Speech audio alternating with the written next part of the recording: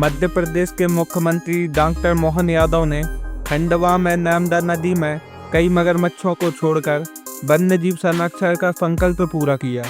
CM ने कहा कि मगरमच्छ मां नर्मदा के वाहन हैं और उनकी मौजूदगी से नदी का पारिस्थितिक संतुलन मजबूत होगा तथा पर्यावरण संरक्षण को बढ़ावा मिलेगा।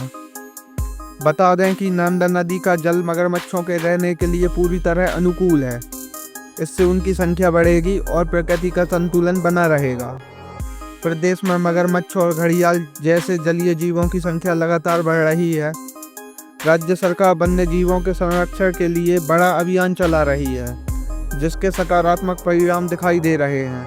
मुख्यमंत्री डॉक्टर मोहन यादव ने कहा कि मगरमच्छ पुण्य सलीला मां नर्मदा के वाहन हैं।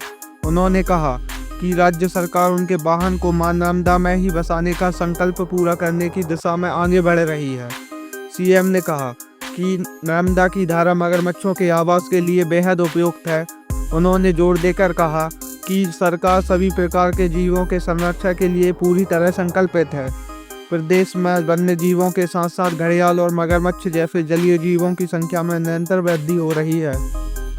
पिछले साल घड़ियालों को चंबल नदी में छोड़ा गया था। अब नर्मदा में मगरमच्छों को छोड़कर सरकार वन्यजीव संरक्षण अभियान को और मजबूत कर रही है। डॉक्टर यादव ने कहा कि भारतीय संस्कृति में मनुष्य और वन्यजीव एक दूसरे पर निर्भर हैं। उन्होंने कहा, मां नर्मदा का वाहन निर्मल जल में अटखेलियां करता दिखाई देगा। मगरमच्छों को छोड़ते समय विशेष ध्यान रखा गया कि उन्हें ऐसे स्थान पर छोड़ा जाए जहां लोगों को उनसे कोई खतरा न हो।